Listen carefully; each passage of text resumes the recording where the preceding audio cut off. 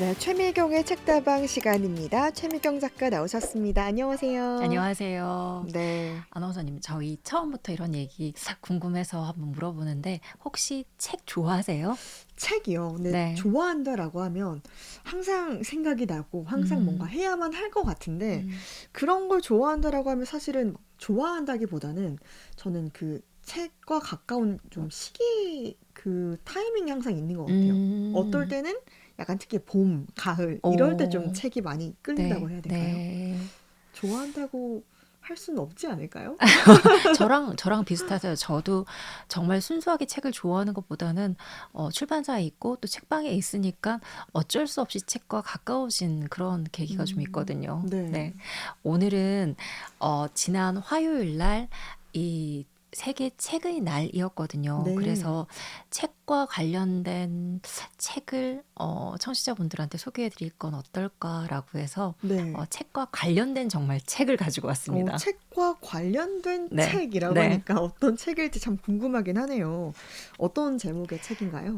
레이 브래드버리의 화씨 451, 451입니다. 화씨 451 이게 책 이름이라는 네, 거죠? 맞아요. 네. 이게 무슨 뜻인가요? 이게 책이 불타는 온도라는 뜻이더라고요. 책이 불타는 네. 온도요. 네, 맞습니다. 일단 내용을 좀 들어봐야 이해가 될 것 같은데 먼저 이야기를 좀 들어보겠습니다. 불태우는 일은 즐겁다. 불꽃은 춤추면서 천천히, 그러나 결코 멈추는 일 없이 무엇이든 자기 것으로 만들어간다. 점점 색깔이 어두워지다 이윽고 검은색으로 변하고 마침내 본래의 것과는 전혀 다른 물질로 변해버린다. 그 과정을 보고 있노라면 자신도 모르게 야릇한 쾌감이 온몸에 번져오는 것이다. 음흉한 마음으로 가득 찬 악마의 불꽃들이 손에 들린 놋새 분사구에서 쏟아져 나와 이 세상으로 마구 뛰쳐나간다. 뿌려지는 등유줄기를 바라보는 그의 머리에도 뜨거운 피가 부글거린다.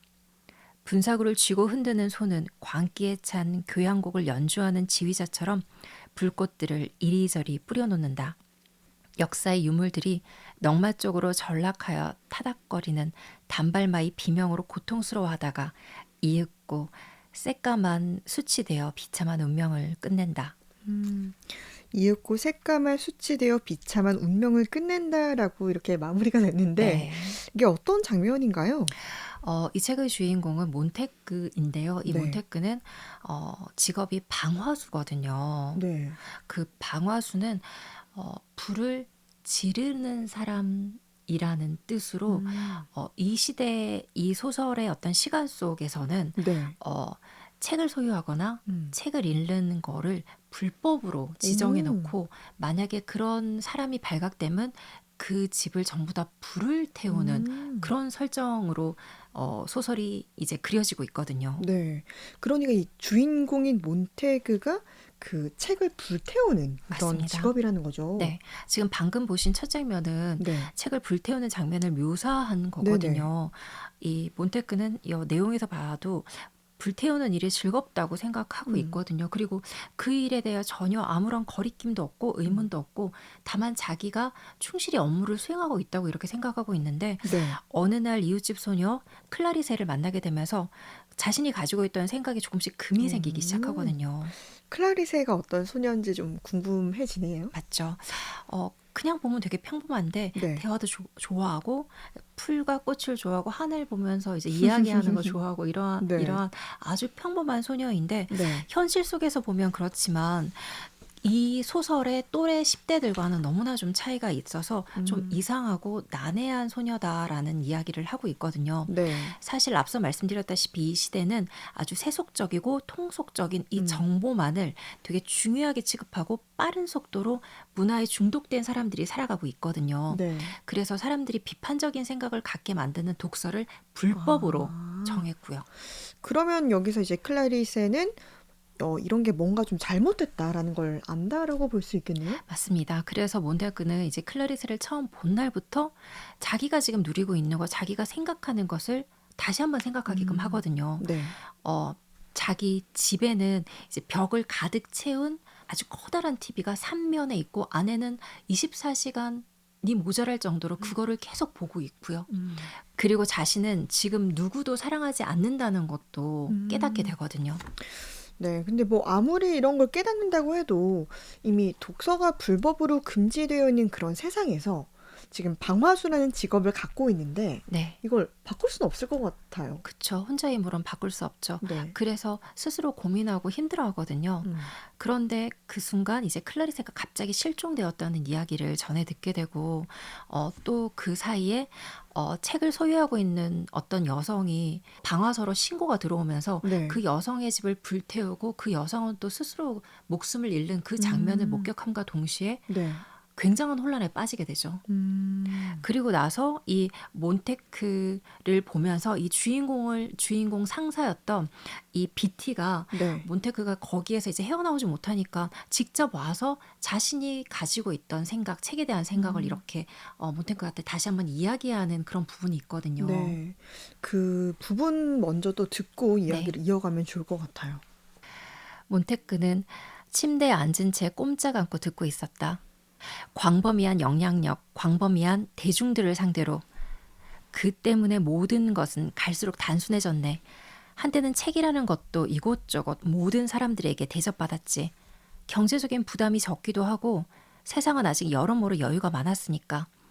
그런데 갈수록 인구가 늘고 대중의 규모도 커지고 따라서 대중매체도 변화하기 시작했네. 인구가 2배, 3배, 4배로 계속 늘어났지. 따라서 영화, 라디오, 텔레비전, 잡지, 그리고 책들이 점점 단순하고 말초적으로 일회용으로 비슷하게 전락하기 시작했네. 내 말을 이해하겠나? 상상을 해봐. 자네가 영사기를 돌린다고 생각해보게. 19세기 사람이 말과 기차와 진마차를 들고 느릿느릿 꾸물거리던 광경을 그 다음 20세기엔 화면이 좀 더 빨라지지. 책들이 점점 얇아지기 시작했지. 요약, 압축, 다이제스트판, 타블로이드판, 그리고 내용들도 죄다 말장난 비슷하게 가볍고 손쉬운 것들로 변해갔지. 고전들은 15분짜리 라디오 단막극으로 마구 압축되어 각색되고 다시 2분짜리 짤막한 소개 말로 결국에는 10 내지 12줄 정도로 말라 비틀어져 백과사전 한 귀퉁이로 쫓겨났지. 예를 들면 햄릿에서 전문적인 지식을 가진 사람들은 차츰 줄어들었어. 제목은 자네도 알고 있을 거야.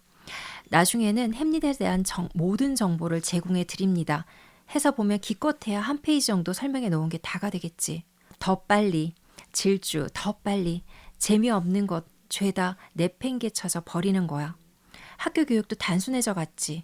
규율은 느슨해지고 철학과 역사와 언어는 몰락하고 철자법은 갈수록 변질되고 마침내 모든 것이 완벽하게 탈바꿈했네.